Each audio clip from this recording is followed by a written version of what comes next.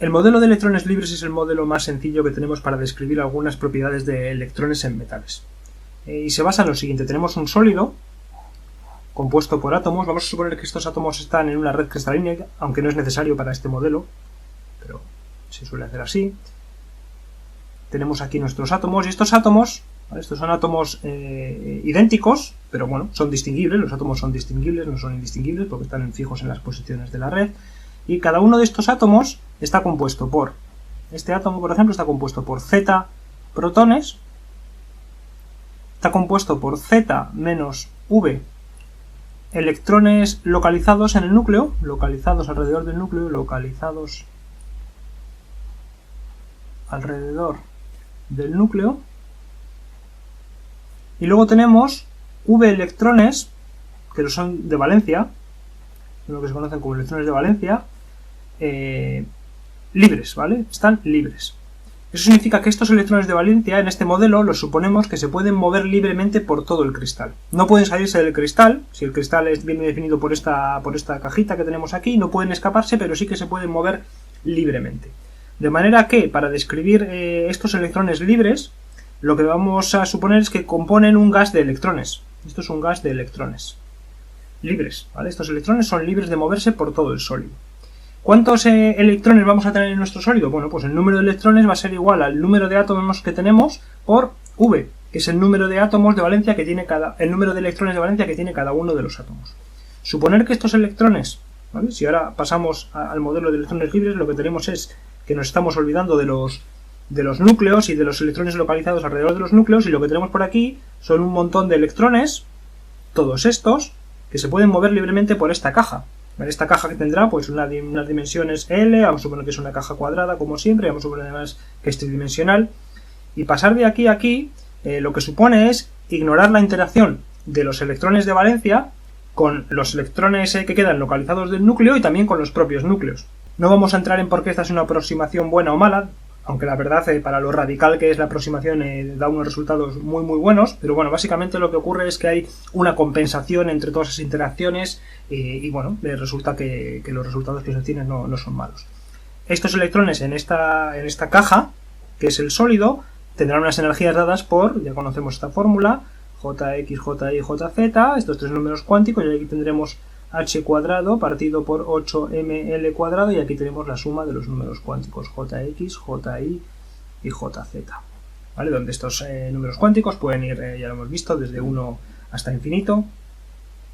Y estos son electrones, de manera que son fermiones, ya lo dijimos, y vendrán descritos por la estadística de Fermi-Dirac. Vimos que el número de ocupación en la estadística de Fermi-Dirac venía dado por esta expresión, Ni partido por G sub I, y aquí teníamos 1 partido de E a la alfa, E a la beta, epsilon sub I, más 1. Vamos a hacer un tratamiento continuo de los niveles de energía, de manera que vamos a pasar a una función continua de la energía, sin los subíndices, que sea esta, f de epsilon será igual a n de epsilon partido de g de epsilon, y aquí no tenemos más que cambiar e sub i por epsilon, e a la beta epsilon más 1, donde acordaros que el n de epsilon diferencial de epsilon, esto era el número de partículas con energía entre epsilon y epsilon más diferencial de epsilon, y lo mismo para g de epsilon. Ya vimos que este alfa estaba relacionado con la conservación del número de partículas, y normalmente lo que se hace es redefinirse de la siguiente manera. Alfa se suele redefinir como una función de t, porque alfa va a depender de t, partido por kt, ¿vale? Se redefine así, de manera que esto lo podemos escribir ahora como f de epsilon será igual a, bueno, n de epsilon partido de g de epsilon igual a 1 partido por e a la epsilon menos mu de t partido por kt más 1. Y este mu de t, esto es lo que se conoce como potencial químico. Potencial químico. Y en nuestro caso lo que se tiene que ocupar es de que de lo siguiente, se tiene que ocupar de que el número de partículas sea igual a esta expresión. ¿vale? Donde este n de epsilon, lógicamente lo podemos despejar de aquí, ¿vale? Y esto lo podemos reescribir como lo voy a hacer aquí en pequeñito, luego lo intentaremos hacer analíticamente en algún caso sencillo, y aquí lo que tenemos es que despejar de aquí, y esto nos queda la integral de g de epsilon partido por e a la menos epsilon por el potencial químico partido por kt más 1 diferencial de epsilon, ¿vale? Y esto tiene que ser constante. Para cualquier temperatura esto tiene que ser igual al número de partículas. Y de eso se tiene que ocupar precisamente este potencial químico. El potencial químico, por cierto, tiene unidades de energía. Fijaros que esto tiene que ser adimensional, de manera que esto tiene que tener unidades de energía. Esta función en general depende del potencial químico y no es fácil de dibujar a primera vista, pero podemos preguntarnos qué ocurre a temperatura igual a 0. Eso sí que vamos a poder hacer bastante fácilmente. ¿Qué pasa a temperatura igual a 0? Si la temperatura es igual a 0, si estamos en el 0 absoluto de temperatura, ¿qué es lo que ocurre? Bueno, en este caso lo que ocurre es que esta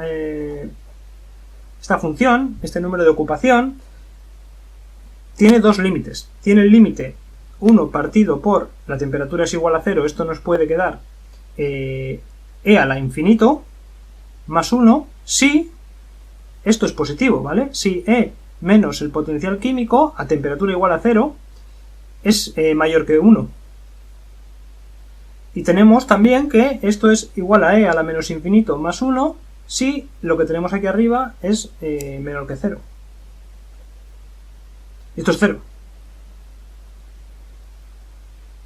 De manera que esto es 0 y esto es e a la menos infinito, que va a ser 0, y esto es 1. Si dibujamos entonces esta función, f de epsilon a temperatura igual a 0, con respecto a epsilon, esto va a ser 0. Esto vamos a escribirlo aquí. Esto es para la energía mayor que el potencial químico a temperatura 0 y esto es para la energía menor que el potencial químico a la temperatura igual a 0. Por cierto, el potencial químico a la temperatura igual a 0 se suele llamar energía de Fermi. De manera que esto es igual a 0 para energías mayores que la energía de Fermi. Esto vale 0 por aquí. Y vale 1 para energías menores. De manera que si esto es 1, esto es lo que tenemos a temperatura igual a 0.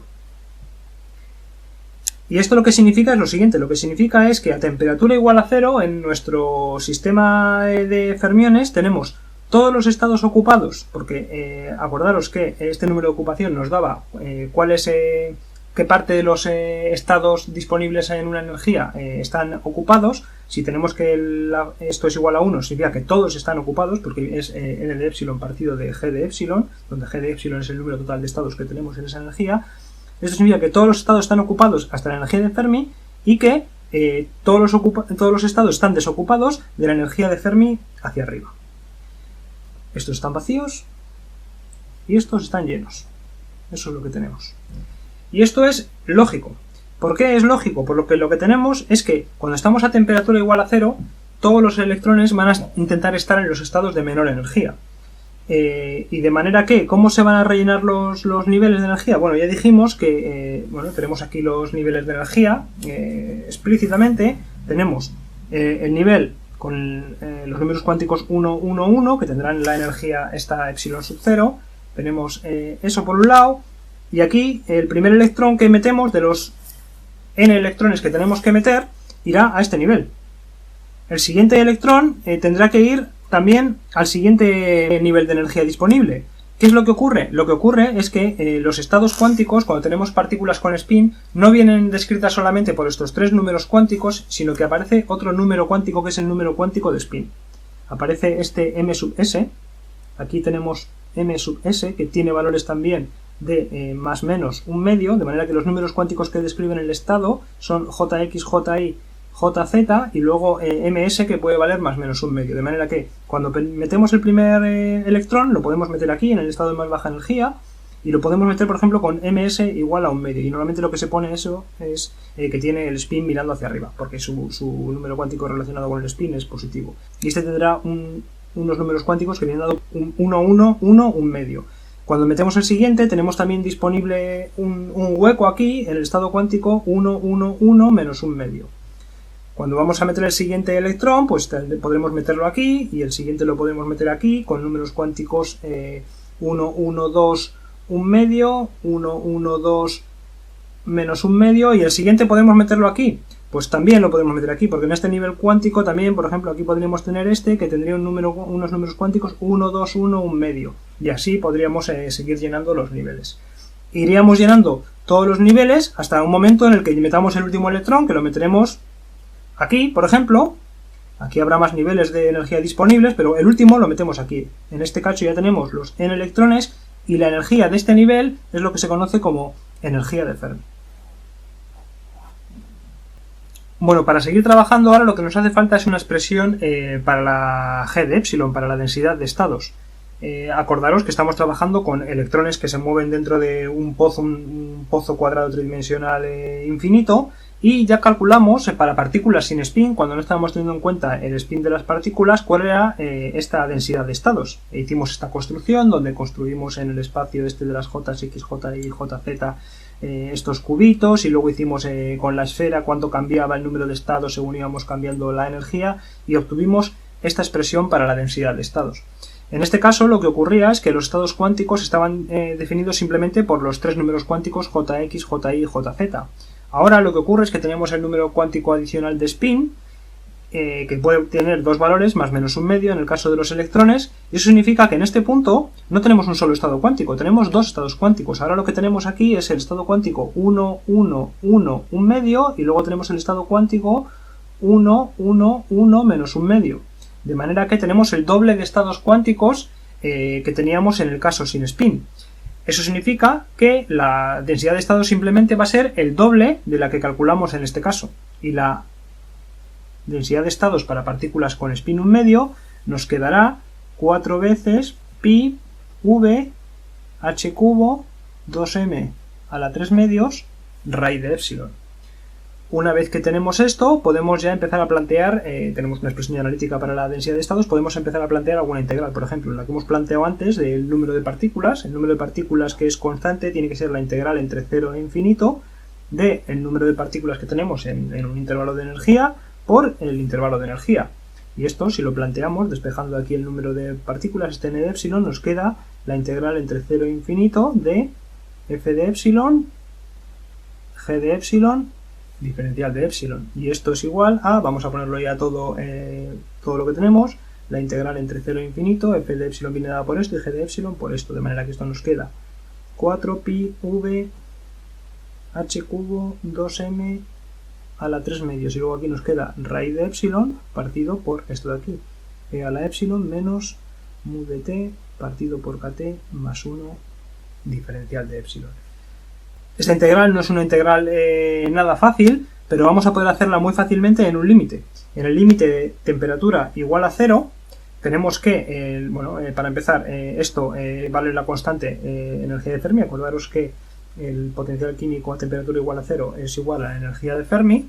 Y además tenemos que esta función, o esta f de epsilon, esta f de epsilon a temperatura igual a 0, valía 0 para energías mayor que la energía de Fermi y 1 para energías menores que la energía de Fermi. De manera que esta integral la vamos a poder desarrollar en dos intervalos, en el intervalo desde 0 a la energía de Fermi, que tendrá este valor de 1 y 0 fuera, de manera que la integral se va a anular fuera para energías mayores que la energía de Fermi. Nos va a quedar 0, la integral entre 0 y la energía de Fermi, y aquí tenemos todas estas constantes, 4 pi v h cubo 2m a la 3 medios, nos queda la raíz de epsilon, y esto que va a valer 1, de manera que esto queda esto. Y esta es una integral fácil, porque son todo constantes menos esta raíz, y esto lo que va a quedar es, además esto hay que evaluarlo entre 0 y la energía de Fermi, de manera que va a quedar directamente 4 pi v h cubo 2m a la 3 medios, y luego nos va a quedar 2 tercios de la energía de Fermi a la 3 medios. Y esto es igual a n. De aquí podemos despejar en la energía de Fermi, ¿vale? Esto implica que la energía de Fermi, todo esto implica que la energía de Fermi, despejando de aquí, va a quedar este 2 con este 4, podemos poner un 8, nos va a quedar 3 octavos de h cubo, aquí nos queda el pi partido por v n, todo esto elevado a la 2 tercios, por 1 partido por 2m. Y esto lo vamos a escribir un poco mejor. Podemos sacar este h cubo, lo podemos sacar. Nos queda h cuadrado partido por 8m. Por 8m, que nos sale de este 2 y de este 8 de aquí. Y luego aquí nos queda 3 partido por pi por m partido por v a la 2/3. Esto es la energía de Fermi. De manera que para calcular la energía de Fermi lo único que nos hace falta conocer es este n partido por v, que es precisamente, esto es la densidad de electrones. Densidad de electrones, de electrones de valencia, en nuestro gas, electrones en el sólido. En el sólido, electrones del tipo V, de valencia. Típicamente, estas densidades típicamente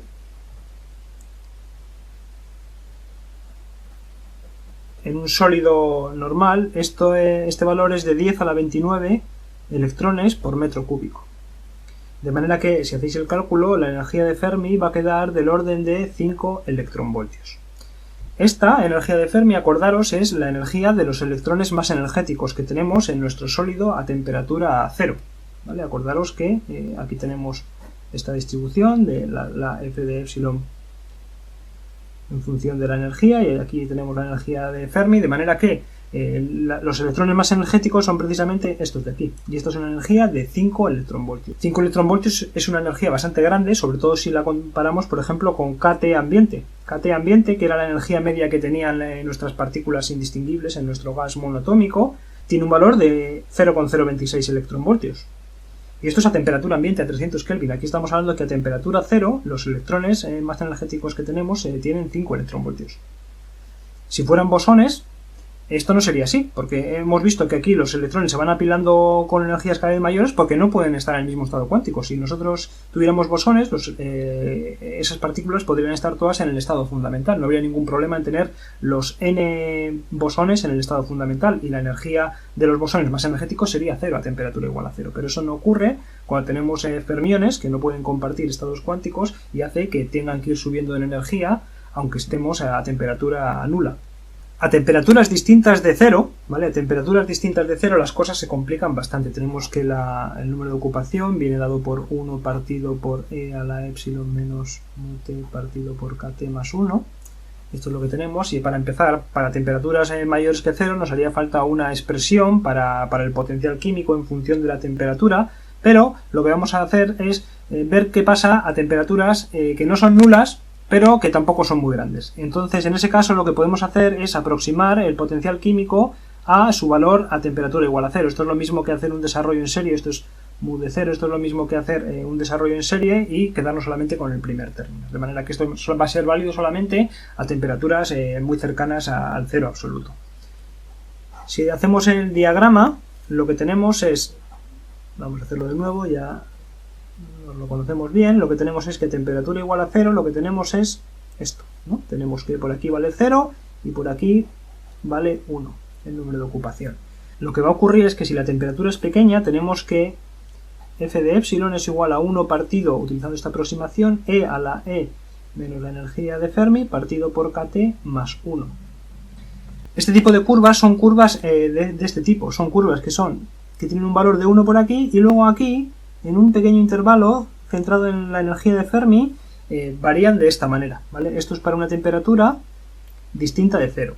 ¿Y cómo varían? Bueno, pues empieza a variar en un intervalo del orden de KT, ¿vale? Y también crece un poco en un intervalo también de energías alrededor de la energía de Fermi, que viene dado por el producto de KT. Y además podéis comprobar que en la función de distribución en el valor de energía igual a la energía de Fermi, esto vale un medio, porque esto nos queda E a la 0, nos queda aquí un medio. De manera que esto aquí, en la energía de Fermi, esto vale un medio. Si esto es 1, esto es 0,5.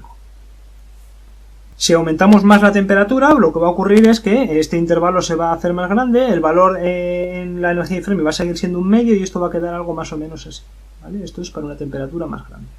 Esto es T todavía más grande que esta, ¿vale? Cuando subimos la temperatura, esto lo que va haciendo es anchándose más, de alguna manera. Bueno, vamos a intentar ahora calcular el calor específico. No vamos a poder hacerlo analíticamente y vamos a ver rápidamente por qué, ¿vale? Calor específico.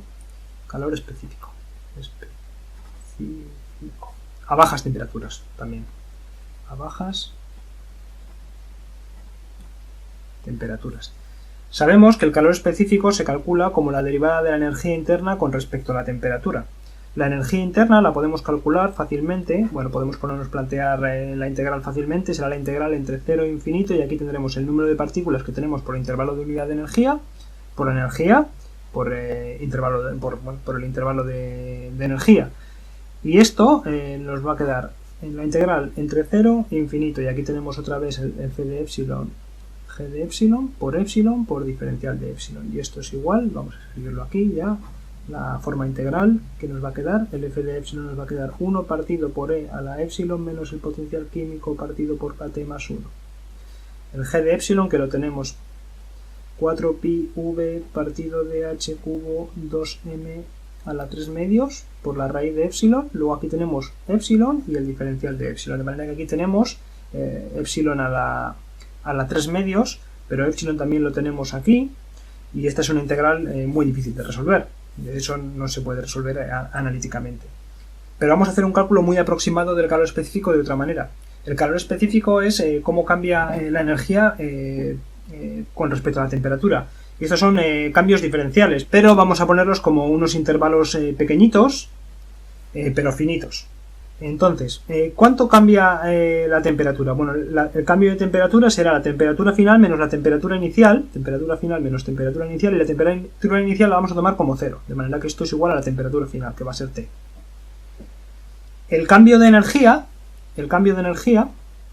será igual a la energía final menos la energía inicial. Si nos fijamos en esta gráfica, bueno, vamos a hacerla aquí de nuevo. A temperatura, hacemos aquí f de epsilon, aquí tenemos epsilon, y aquí tenemos lo que tenemos a temperatura igual a 0, esta es la energía de Fermi. A la temperatura igual a 0, ¿qué energía tenemos? La energía será, bueno, la que sea, la de las partículas, ¿no? La que sea, se podría calcular a temperatura igual a 0, de hecho lo tendréis que hacer en algún ejercicio, pero lo que nos interesa es cuánto ha cambiado. Y las partículas, ¿cómo se mueven? Hemos dicho que lo que ocurre es que a temperatura distinta de 0, lo que tenemos es algo así, esto es a temperatura distinta de 0, a nuestra temperatura T, esto vale 0,5, y hemos dicho que este intervalo era del orden de kT, y lo mismo que este.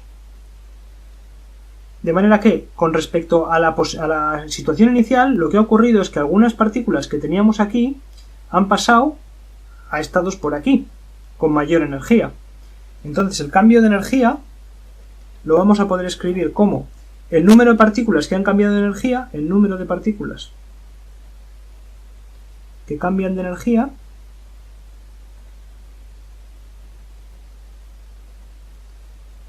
por el cambio de energía de las partículas, por el cambio de energía.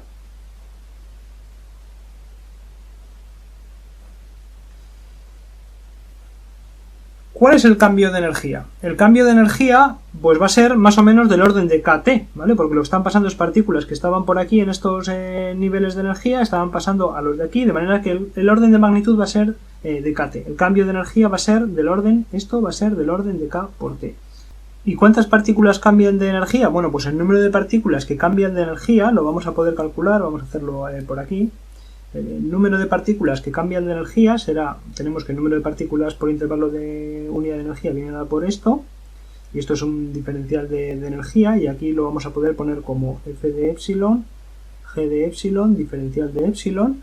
En nuestro caso, ¿cuánto vale el número de ocupación en este intervalo? Bueno, pues podéis tomar el valor que queráis, podéis tomar un valor de 1 o podéis tomar un valor de un medio, lo que queráis, pero las partículas están por esta zona de aquí, las que se han movido, de manera que el número de ocupación vamos a tomarlo como la unidad. Estamos haciendo cálculos de orden de magnitud, de manera que en este caso nos vamos a tener 1.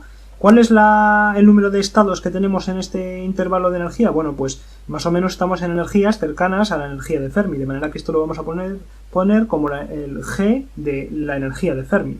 ¿Y cuál es el intervalo de energías en los cuales las partículas cambian de energía? Bueno, pues la anchura de ese intervalo es más o menos del orden de K por T, ¿vale? Si no lo veis, pararos a pensarlo y veréis que vais a obtener algo de este estilo.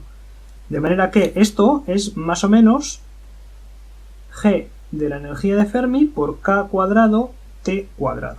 Y entonces tenemos que el calor específico es igual a G de la energía de Fermi por K al cuadrado por T al cuadrado partido por T. Es decir, que esto queda G de la energía de Fermi por K cuadrado por T. Es decir, que esto es proporcional a T. Y esto es lo importante. Todo lo demás han sido cálculos aproximados, pero sí que es correcto lo que esto se pueden hacer cálculos mejores. Hay una cosa que se llama el desarrollo de Sommerfeld que trata esto de una manera bastante más precisa, pero el resultado es el mismo, que el calor específico a bajas temperaturas es proporcional a la temperatura. Y esto es algo que se comprueba experimentalmente, ¿vale? En metales, el calor específico a bajas temperaturas es proporcional a T. Una cosa que se me ha pasado a comentar y que creo que es interesante para que entendáis mejor lo que está pasando aquí cuando la temperatura pasa de 0 a una temperatura no nula es lo siguiente.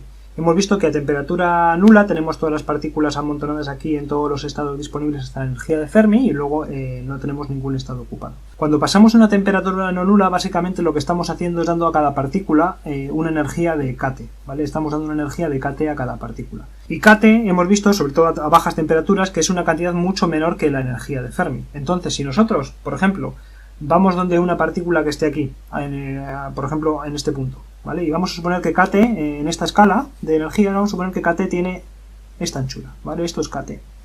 Este es un intervalo de kT, de manera que si nosotros a esta partícula que tenemos aquí le damos una energía de kT, esta partícula teóricamente podría pasar de aquí hasta aquí, ¿vale? ¿Qué es lo que ocurre? Que esta partícula, si intenta pasar de aquí a aquí, cuando llega a los niveles que están por aquí, estos niveles están ocupados y esta partícula es un fermión, de manera que aquí no tiene hueco.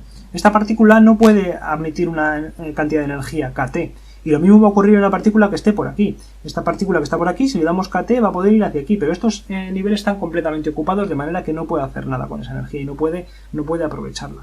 Las partículas que sí que van a poder aprovechar esa energía, K por T, son las partículas que estén aquí. Una partícula que esté aquí, si le damos una energía K por T, pues tiene la posibilidad de pasarse a estos niveles que están disponibles, de manera que dejará aquí un hueco, esto hará que el número de ocupación baje, y ocupará por aquí, ocupará estados por aquí, de manera que el número de ocupación subirá por aquí. Y eso es lo que hace que esta curva tenga esta pinta, ¿vale? Las partículas que están por aquí pueden cogerse esa energía K por T y pasar a niveles de mayor energía porque estos estados están desocupados. Sin embargo, estas no van a poder moverse a no ser que la temperatura sea muy alta. Si a esta partícula le damos un kT que tenga toda esta distancia, pues sí que podrá pasar de aquí a aquí y dejar aquí huecos. Por eso esta curva va cada vez siendo más ancha según va aumentando la temperatura.